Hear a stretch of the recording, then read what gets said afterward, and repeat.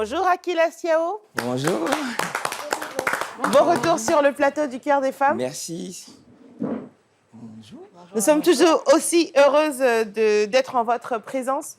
Plaisir Comment ça va partagé. depuis la dernière fois? Ça va très bien, très bien. Et puis ça fait plaisir de me retrouver ici. Merci beaucoup. Merci. Alors, pour ceux qui vous découvrent aujourd'hui, je vais rappeler que vous êtes consultant formateur en soft skills. Est-ce que vous pouvez nous redire ce que c'est? Les soft skills, ce sont les compétences comportementales, humaines et sociales. Donc, ce sont les compétences qui, en opposition aux compétences techniques, sont les compétences qui vont nous aider beaucoup plus dans nos interactions avec les autres, au niveau de la société, puis nous aider nous-mêmes à grandir en tant que personne. Alors, on va tout de suite rentrer dans le vif du sujet. Qu'est-ce que c'est l'intelligence relationnelle? L'intelligence relationnelle, c'est la capacité à gagner avec les autres, si je dois vraiment résumer cela. Parce que l'intelligence relationnelle, c'est d'abord notre capacité à entrer en interaction avec les autres. C'est ça. Mais avant, il y a tout un processus. Il faut d'abord se connaître, connaître l'autre, et ça prend du temps, ça demande beaucoup d'observation, ça demande de la connaissance. Chaque fois qu'une compétence ou qu'un fait nécessite de la connaissance, on va forcément parler d'intelligence. Donc, c'est le fait de gagner avec les autres, l'intelligence relationnelle. Alors, vous parlez de gagner avec les autres, vous parlez d'entrer en relation avec les autres. Moi, je pense à l'adaptation, sûrement, des autres, avec les autres. Est-ce qu'il y a un moyen, est-ce qu'il y a des outils pour pouvoir s'adapter concrètement aux autres? Oui, il y a beaucoup d'outils pour s'adapter aux autres, mais on ne va pas tout de suite développer les outils pour s'adapter aux autres. Il faut d'abord... Le premier outil, c'est celui du travail à faire sur soi. Très souvent, on veut changer l'extérieur alors qu'on ne réalise pas dans les relations que qui je suis détermine comment je vois les autres. Qui je suis détermine comment je perçois même mes relations avec les autres. Donc, en termes d'intelligence relationnelle, vous avez 3 types de concentration que cela requiert. Il y a d'abord la concentration sur soi, apprendre à me connaître, à connaître ma personnalité, mes émotions, ce qui me cherche, ce qui vient rapidement me chercher et puis ce à quoi je suis indifférent. Et la deuxième concentration, c'est la concentration sur l'autre. Observer l'autre, être capable de voir ce que la personne ressent à l'instant T, essayer de nous mettre à la place de la personne pour essayer de vivre la situation avec la personne. Et puis le troisième type de concentration, c'est la concentration sur l'environnement. Il faut vraiment une meilleure connaissance sociale pour pouvoir développer les relations. Je vais prendre un exemple. Vous allez dans une société où vous avez, par exemple, quelqu'un qui vient d'une société européenne qui se retrouve dans un village éloigné en Afrique. Prenons l'exemple, par exemple, l'exemple du Burkina. On arrive et puis on doit travailler ensemble. Et puis, dans l'interaction, ça c'est une histoire réelle, dans l'interaction, celle qui vient d'Europe se plaint du fait que quand elle s'adresse à sa collègue du Burkina, elle baisse la tête. Ouais. Et elle trouve ça très mal poli de sa part. Et ça dure 2 semaines. Et au bout de 2 semaines, on doit régler l'histoire. On dit que l'autre est hypocrite, l'autre n'écoute pas. Donc, je trouve mal poli que je te parle et que tu ne me regardes pas. Et que tu baisses la tête. Et on se rend compte que ça a été une mauvaise observation sociale. Ouais. Parce que dans cette société, baisser la tête, c'est signe de Le respect. respect. Voilà. Ouais. Donc, la conscience sociale aussi intervient dans... D'un environnement à un autre, effectivement, cette intelligence relationnelle peut changer. Alors, il y a un terme qu'on entend souvent, c'est l'intelligence émotionnelle. Est-ce que les deux sont liés ou est-ce qu'il y a une différence entre les deux formes d'intelligence? L'intelligence relationnelle fait partie de l'intelligence émotionnelle. L'intelligence émotionnelle va comprendre conscience et connaissance de soi pour gestion de soi, conscience sociale pour gestion des relations. Donc là, quand intervient la gestion des relations, c'est là qu'on va parler d'intelligence relationnelle. Par contre, l'intelligence émotionnelle, c'est un domaine tellement vaste qu'on peut prendre les différentes composantes pour en faire des cours, des facultés. On peut en parler pendant des années. Pendant des années. Oui. Alors, on parle d'intelligence émotionnelle, intelligence relationnelle. Il y a combien de différentes intelligences que nous avons, en fait, en tant qu'être humain? il y aurait un gros débat entre les spécialistes. Nous, on se place juste au milieu. Quand on parle généralement des différents types d'intelligence, on parle dans le cadre de l'apprentissage, alors que ce n'est pas de ça qu'il est question ici. On va parler de 7 à 8 types d'intelligence, on va parler de l'intelligence logico-mathématique, on va parler de l'intelligence linguistique, tout ça. Ce n'est pas de ça qu'il est vraiment question ici. Il existe 2 types d'intelligence. Vous avez l'intelligence cognitive qui va se calculer avec le quotient intellectuel et vous avez l'intelligence émotionnelle qui va se calculer avec le quotient émotionnel. Intelligence relationnelle, intelligence sociale, quotient à l'adversité, tout ça fait partie de l'intelligence émotionnelle. Donc, on a 2 types d'intelligence, l'intelligence cognitive et l'intelligence émotionnelle. Et donc, si on revient à l'intelligence relationnelle, comment est-ce qu'elle se manifeste? Et c'est quoi les conséquences, justement, de ne pas avoir... ces 2 intelligences, parce que vous avez parlé d'intelligence cognitive et d'intelligence émotionnelle. Donc, comment est-ce que l'intelligence relationnelle se manifeste et quelles sont les conséquences de ne pas avoir, par exemple, ces 2 types d'intelligence? L'intelligence relationnelle se manifeste, par exemple, par le fait que je sois très à l'aise sur ce plateau à discuter avec vous. Donc, ça veut dire que vous avez une On doit en avoir, nous, de l'intelligence relationnelle. Oui, beaucoup d'intelligence relationnelle. Et ça demande de l'intelligence relationnelle pour être dans votre métier, dans un métier comme le vôtre. L'intelligence relationnelle va se manifester par cette facilité à s'adapter aux autres.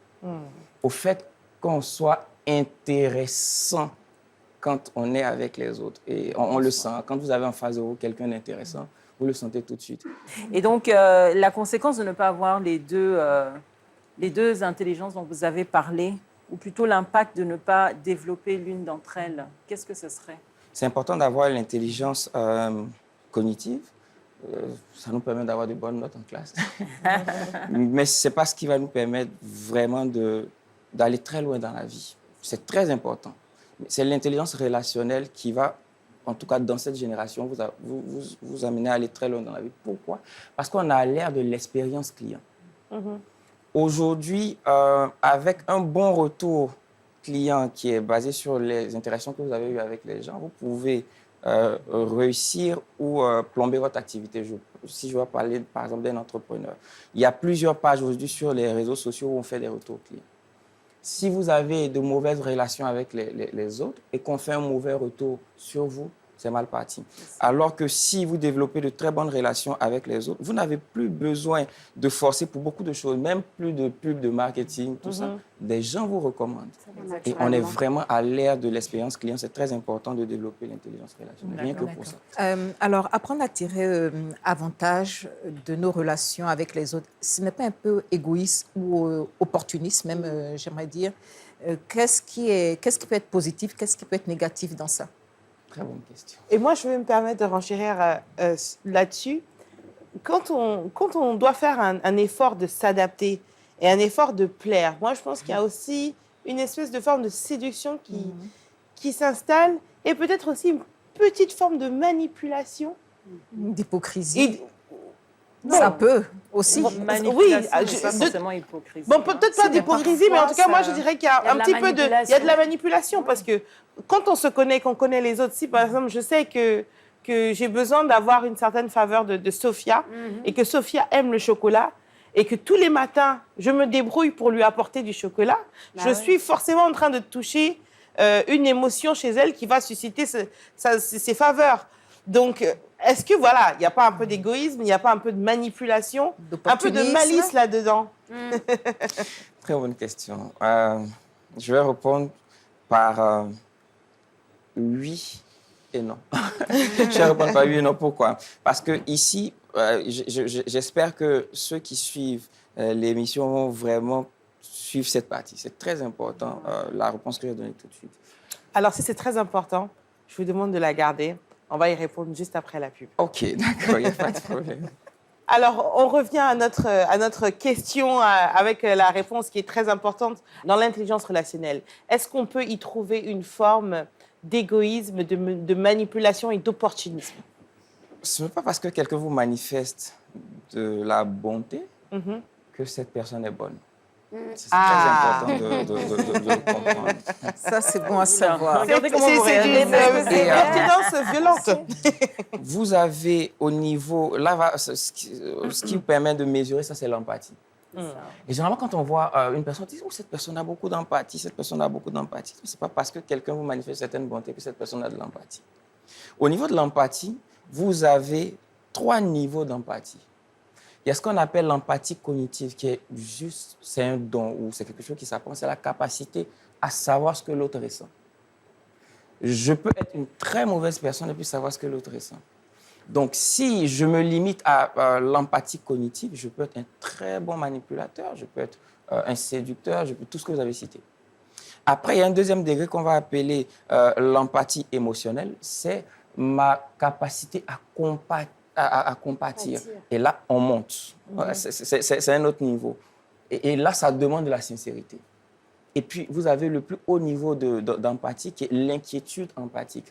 L'inquiétude empathique, c'est la capacité à vraiment être disponible pour l'autre sans rien attendre en retour. Mais après, comment est-ce que vous faites pour savoir si l'autre n'attend rien en retour? C'est de vous-même connaître déjà les différents niveaux d'empathie et développer l'inquiétude empathique. Quand vous arrivez à développer l'inquiétude empathique, ça vous arrive à chacune d'entre vous ici, vous arrivez à déceler quand une personne est fausse. Parce que ça se voit. Généralement, les personnes qui sont dans l'empathie cognitive vont se limiter à beaucoup de paroles, beaucoup de promesses. Mais avec l'inquiétude empathique, c'est très peu de paroles, sinon que de bonnes paroles. Et donc, très peu de paroles, mais quand il y a des paroles, ce sont des bonnes paroles, mais c'est beaucoup plus les actes. Et ça va s'éprouver sur la durée. Et c'est de là que naissent les amitiés fusionnelles, les amitiés qui durent toute une vie. C'est au niveau de l'inquiétude empathique. Donc, pour répondre à votre question, si vous avez des personnes qui se limitent juste à l'empathie cognitive, vous ne pouvez pas avoir la garantie que ces personnes ne sont pas soit des manipulatrices ou des personnes qui veulent tirer profit d'une relation. Alors, vous parlez d'empathie, vous parlez de différents... Est-ce qu'on peut appeler ça des styles sociaux? C'est-à-dire que moi, je rencontre des gens qui disent « Ah, moi, je suis empathe ». C'est-à-dire que si Déborah, aujourd'hui, se sent mal, c'est comme si ça va avoir un effet sur moi de dire que oh, Déborah se sent mal, je ressens tellement ce qu'elle ressent que moi... En même temps, je me sens mal, je suis un peu en fusion avec elle. Et en général, ce genre de personnes se définissent comme des empathes. Est-ce que c'est ça l'inquiétude empathique et les styles sociaux? Est-ce que c'est ça, savoir un peu dans quelle case on se trouve? Donc, les styles sociaux, ce n'est pas vraiment l'empathie. La question de l'empathie, ce n'est pas forcément d'être fusionnel. C'est juste de se mettre à la place de la personne pour voir pourquoi est-ce que la personne a réagi de telle ou telle manière, pourquoi est-ce que cette personne-là interagit comme ça avec moi. Ça permet de mieux comprendre la personne. Concernant les styles sociaux, c'est la façon dont les personnes interagissent généralement dans un groupe, dans une entreprise, dans la vie en général. Il y a 4 styles, mais qui vont être en 2 blocs. Vous avez au niveau vertical, vous avez un caractère qu'on appelle le caractère expansif, qui est tourné sur les personnes. Et vous avez des personnes qui ont un caractère réservé, tourné sur la tâche. Vous pouvez voir en entreprise des personnes qui sont beaucoup plus intéressées aux personnes, à ce que les personnes font en entreprise, tout. Et vous avez des personnes qui sont beaucoup plus intéressées à leur job, à leur travail. Et puis, sur l'axe horizontal, vous avez une personne qui est beaucoup plus dans l'exercice du pouvoir. Et vous avez une personne qui va être beaucoup plus dans le style d'obéir aux ordres.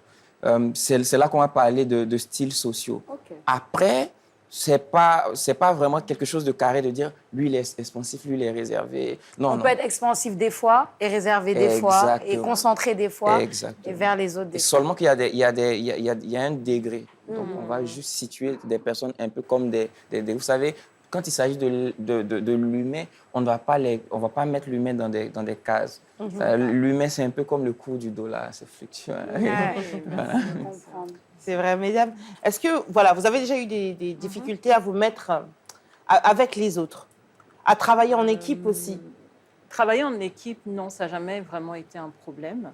Je pense que j'ai compris quand même très rapidement que quand on est à plusieurs, on avance plus rapidement. C'est-à-dire qu'on a une intelligence collective qui nous permet de résoudre beaucoup plus rapidement les problèmes. Donc le relationnel, j'ai compris très rapidement que c'était important et qu'il fallait savoir justement prendre en compte le besoin de l'autre, comprendre l'autre, avoir de l'empathie, se mettre à la place de l'autre pour pouvoir avancer. Parce que moi, je m'intéresse énormément justement à l'humain en tant que tel. Et donc, j'ai étudié aussi pas mal un peu justement le comportement de l'humain.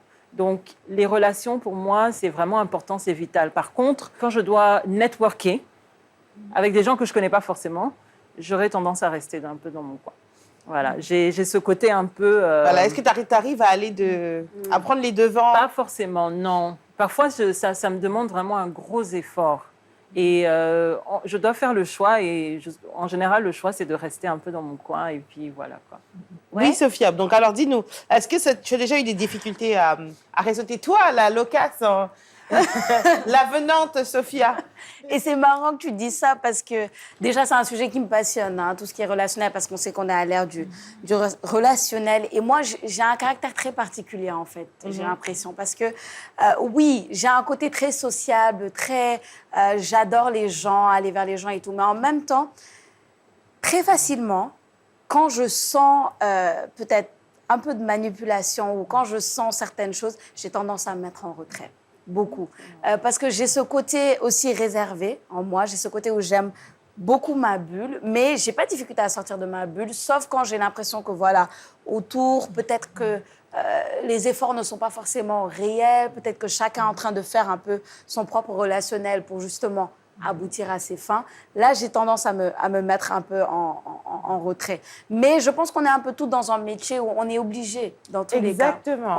On est vraiment obligé d'être ouvert, d'être sociable, d'aller réseauter, parce que c'est comme ça que ça fonctionne, tout simplement, que ce soit les médias, que ce soit l'événementiel, etc. C'est le métier qui le veut et c'est même l'ère du temps qui le veut. On est vraiment au temps du relationnel et on a compris que c'est ça qui fait avancer. Moi, je vais complètement dans ton sens. C'est vrai que la Déborah, d'avant la télé, d'avant l'événementiel, d'avant la communication, avait beaucoup moins de facilité à aller vers les autres et à comprendre l'importance du réseautage. Parce que dans notre domaine, je veux dire, c'est la base. C'est la base. Les Anglais disent « your network is your net worth ». Ton réseau, c'est ta valeur. Et plus tu connais de personnes, plus tu entretiens de bonnes relations avec, plus elles peuvent être bénéfiques. Et bon, moi-même, tout ce débat me pousse à m'interroger sur mon intégrité et mon niveau d'empathie et de loyauté, finalement. Parce que je me demande, Déborah, finalement, est-ce que toute cette gaieté, toute cette bonté, j'espère qu'elle n'a pas un mauvais fond. En tout cas, on va poursuivre la réflexion, on va la pousser encore parce qu'il est important de se remettre en question. Oui. Chère Nubienne. Alors, M. Akilas, moi, je suis en général de nature très réservée et très introvertie. Je dis toujours que le cœur des femmes a dévergondé, mais c'est positif hein, quand je dis ça. De façon positive. Un dévergondage Ça nous a positif. tous fait un dévergondage positif, je pense. Ouais, quand il s'agit du boulot, oui, je sais mettre mon intelligence relationnelle, mais au bénéfice de la structure, vous voyez, pour que vraiment les choses avancent dans le bon sens.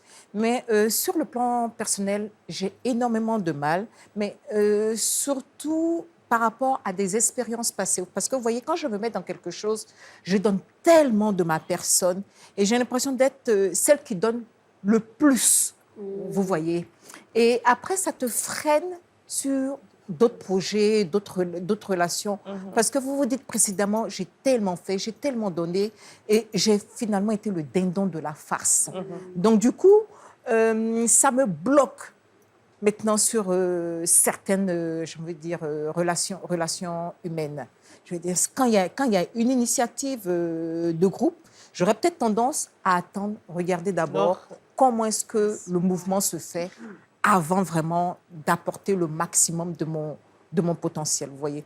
Donc, ma question, c'est de savoir, quand on a affaire à des personnes réservées, introverties, j'ai envie de dire, plus ou moins solitaires aussi, comment est-ce qu'on pallie Comment on peut développer son intelligence Et puis, est-ce qu'on n'est pas un peu relationnelle? tous un peu solitaires? On n'a pas un peu tous ce Non, truc de non. vouloir être... Non.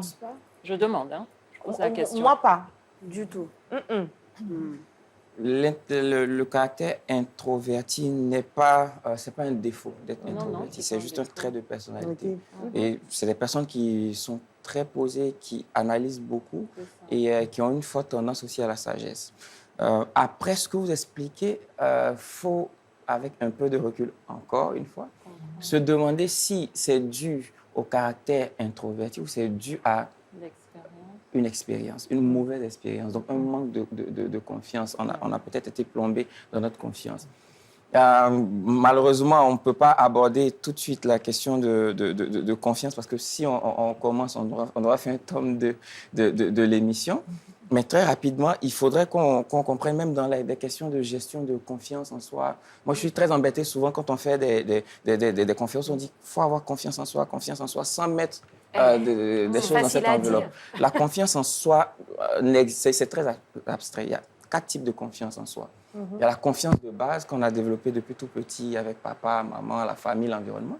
Il y a la confiance en sa personne, ma capacité à m'affirmer, à dire ce que je pense tout. Il y a la confiance dans mes capacités. Quand je dis mes capacités, est-ce que je suis intelligent à l'école, tout ça. Et puis, il y a la confiance relationnelle. Ce que vous abordez là, il s'agit de la confiance relationnelle qui a été plombée quelque part. Et ça demande beaucoup d'intelligence émotionnelle pour replacer les événements dans leur contexte, les expliquer, essayer de les comprendre et prendre une meilleure décision. Peut-être qu'être réservé, ça vous aide à moins aborder les situations avec trop d'entrain, parce Oui. qu'il faut doser. C'est ça. Après, si vous êtes trop réservé, ça vous perdez de vue que les relations ne sont pas pareilles. Donc, vous pouvez passer à côté de relations merveilleuses à cause d'un traumatisme. Mais comme elle a dit, on pourra poursuivre la discussion beaucoup plus tard, mais ça va dépendre de la réponse à ces 2 questions. Mais justement, moi, ma question, elle va un peu dans ce sens parce que, alors, comment on gère ça? Par exemple, je nous prends comme exemple. Nous, on a besoin, comme le disait Déborah, de ces interactions avec les autres. En tout cas, c'est bénéfique à nous. Et surtout pour ceux aussi qui aiment ces interactions avec les autres, mais qui peuvent de temps en temps avoir de l'anxiété ou avoir un sentiment d'inconfort par rapport à ça, quand c'est trop, quand, voilà, ils ne savent pas vraiment comment doser les choses. Comment est-ce qu'on gère cette anxiété-là et ce sentiment-là? En développant son intelligence émotionnelle. En développant son intelligence émotionnelle. La base. C'est vraiment la base, développer l'intelligence émotionnelle. Parce que si vous êtes anxieux, ça veut dire qu'il y a un problème. L'anxiété vient révéler un problème que vous avez à l'intérieur de vous. Et pour cela, ça va demander conscience et connaissance de soi. Pourquoi est-ce que je suis anxieux? Quelles sont les situations qui vont me pousser à l'anxiété? C'est dû à quoi? Vous savez, c'est important de se poser pour se poser les bonnes questions. Et une fois que vous avez ces réponses-là, c'est quels sont les outils que je peux aller chercher non seulement à l'intérieur, mais aussi avec l'aide des autres pour pouvoir traiter ça. L'anxiété n'est pas du tout un bon sentiment. Si vous avez un problème d'anxiété, retournez sur la question de l'intelligence émotionnelle pour traiter ça très rapidement. Alors, quelle est la place du réseautage dans l'intelligence relationnelle et surtout son importance? Permettez-moi peut-être d'inverser la question en disant quelle est la place de l'intelligence relationnelle dans le réseautage, si vous permettez, parce que c'est plutôt l'intelligence relationnelle qui nous pousse à réseauter. Vous savez, si j'arrive sur ce plateau et que j'observe, ça commence d'abord par l'observation. Le besoin numéro 1 de tout être humain, c'est le besoin de se sentir important. Je n'ai rien contre Maslow, sa pyramide, elle est très belle, mais aujourd'hui, avec l'ère des réseaux sociaux, vous êtes d'accord avec moi qu'il y a des personnes qui peuvent se priver du repas de midi pour prendre la connexion Internet pour avoir des likes. Ça veut dire que le besoin le plus important, c'est, au risque de me répéter, le besoin de se sentir important. Chaque fois que vous entrez en relation avec les autres, soyez centré sur eux. Soyez centré sur eux. Essayez de leur parler d'eux. Parce que généralement, quand on entre en relation avec les autres, on aime bien s'écouter. Je suis. Si j'entre en relation avec vous et que je vous pose la question, je vous dis parlez, moi, de vous, vous pouvez parler avec moi pendant des heures. Par contre, si je vais vous parler de moi, au bout de 2 minutes, vous avez envie de passer à autre chose. Donc, dans le cas du réseautage, l'intelligence relationnelle vous pousse à être centré sur l'autre, à observer l'autre. N'oubliez pas la deuxième partie de l'observation. Après, la concentration sur soi, c'est sur l'autre. Donc, qu'est-ce qui intéresse vraiment les autres? Ce n'est pas forcément pour tirer quelque chose d'eux, mais c'est les aider dans leur besoin de se sentir important. Et une fois que vous arrivez à écouter l'autre, vous arrivez à donner à l'autre toute votre attention, vous avez toujours un retour. C'est un principe de la sémence. Tout ce que vous semez vous revient. Donc, dans le réseautage, il faut beaucoup d'intelligence relationnelle. Plus une personne a un réseau développé, plus cette personne-là est très intelligente sur le plan relationnel. Alors, l'intelligence relationnelle, est-ce qu'elle demande de la résilience et une force mentale? Si oui, pourquoi? Oui, l'intelligence relationnelle demande la résilience et une force mentale parce que si je reviens à l'exemple de Tata Nubienne tout à l'heure, il y a beaucoup de personnes qui, après avoir vécu une expérience traumatisante, décident de ne plus entrer en relation. Vont sont enfermés dans une bulle, mais c'était un événement. C'était un événement. C'est juste un événement. C'est juste un événement. Donc, ça demande de la résilience. Ça demande aussi vous savez, ce n'est pas parce que vous développez l'intelligence relationnelle que tout le monde va vous aimer. C'est clair. Ce n'est pas parce que vous développez l'intelligence relationnelle qu'on ne va pas vous tromper. Ce n'est pas parce que vous développez l'intelligence relationnelle que vous n'aurez pas de problème. L'intelligence relationnelle vous permet de vous adapter. L'intelligence relationnelle vous permet de bien vous connaître et de gérer les autres. Et ça demande de la résilience et de l'adaptation. Est-ce qu'on peut avoir des exemples pratiques par rapport à justement le développement de cette forme d'intelligence-là? Parce qu'on sait qu'on doit la développer, on sait qu'on ne doit pas se sentir bloqué par des mauvaises expériences, mais quels sont les outils, par exemple, qu'on peut utiliser vraiment pour ce développement? J'ai déjà parlé de l'empathie, j'ai parlé de la concentration. Il y a aussi l'écoute active. Si on fait tout de suite un exercice d'écoute active sur ce plateau, vous allez voir que En quoi ça consiste, l'écoute active? L'écoute active, c'est déjà d'écouter l'autre sans présumer la conclusion. Souvent, c'est le problème avec les personnes très intelligentes. Quand on leur explique des choses... Et impatientes.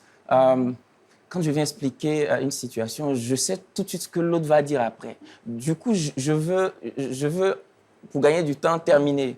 Ce n'est pas forcément la meilleure façon. La personne veut expliquer la situation avec ses propres mots. Vous voyez, donc l'écoute active.